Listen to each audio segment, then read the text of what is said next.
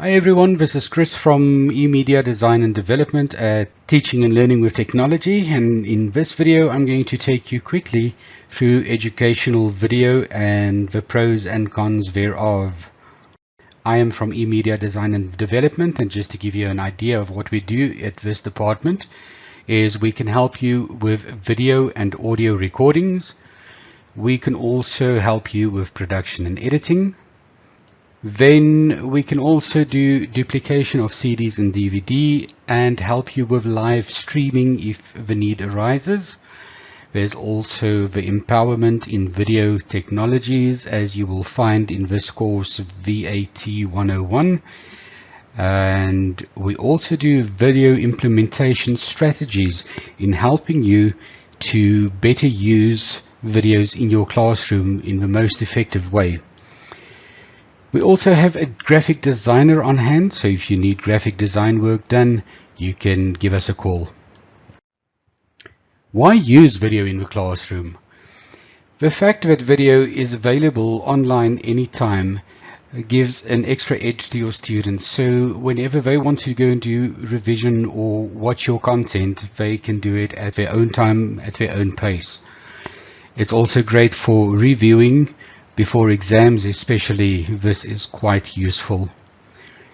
Video also helps with creating a deeper understanding, especially in things like if you want to show a production line. It's very difficult to explain a production line to someone.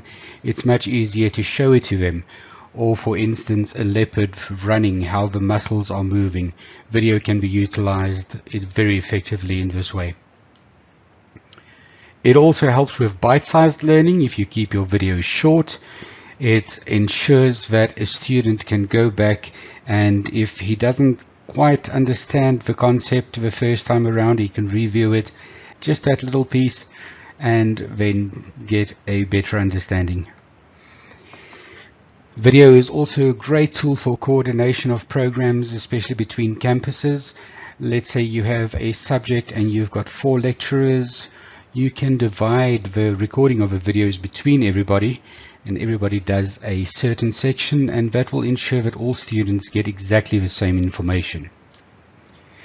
We are dealing with a tech-savvy generation. Most of them grew up sitting in front of TV screens, so they're quite used to the media. So it helps to bring the classroom to where they already are. If you handle video correctly, it should also fuel further exploration on the subject, and ideally that's what we want our students to do.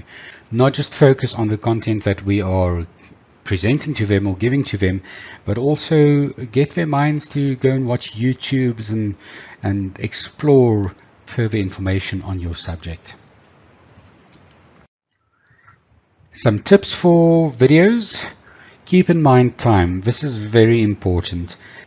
A video should never be longer than 10 minutes unless it's really necessitated.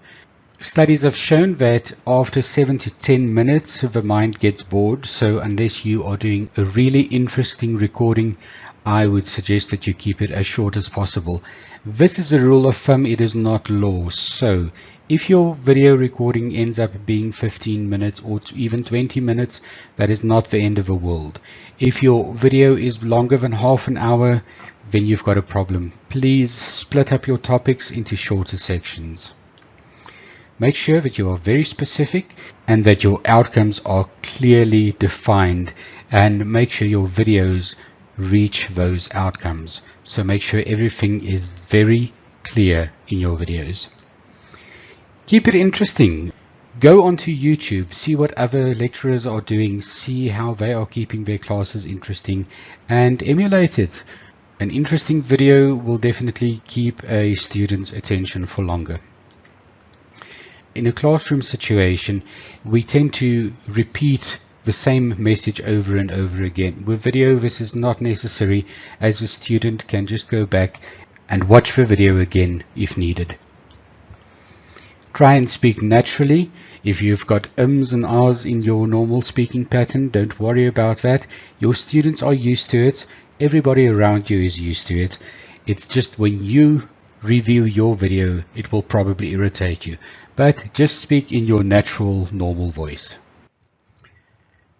You can also make use of your phone to record videos, and when you make use of your phone, make sure that it is turned to the landscape, in other words, on its side, so that when you upload your videos, it will be the way our screens are designed. Our screens are all landscape mode, so make sure that your phone is turned to landscape mode. When you design your content, think of a local context. A lot of the videos that you could be using on YouTube that's available out there is very Eurocentric or Americanized. So if you're doing a recording, focus on things that is familiar to our South African students. Keep notes when you do your recordings. You will notice after a while, here's something I missed. There's something I can do better. Make notes of that so that the next time you need to record something, we'll know exactly what to focus on. A wonderful way you can use video is by taking an old exam paper and completing it. This helps the students a lot in understanding how you expect them to complete an exam paper, as a lot of our students walk into examination venues not completely understanding the format and the way you would like things to be laid out. Using video is obviously a great tool in flipping the classroom.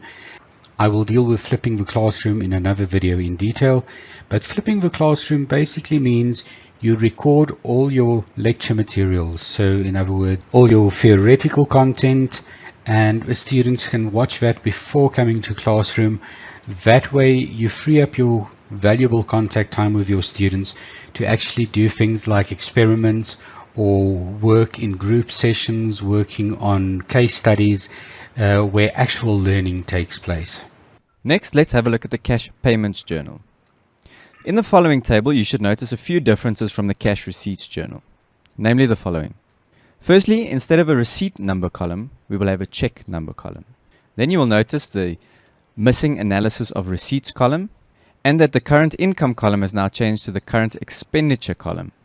Let's have a look at two examples. In our first example, the business purchased equipment from Super Furnishers to the value of 100,000 Rand. So how does this affect the payments journal? Firstly, we will enter the check number with which the purchase was made. Then we will enter the day of the transaction. We will enter the details. And then we will enter the first entry under the bank.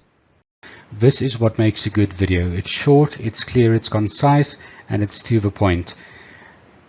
If you would like to contact me, you are more than welcome to give me a call or send me an email.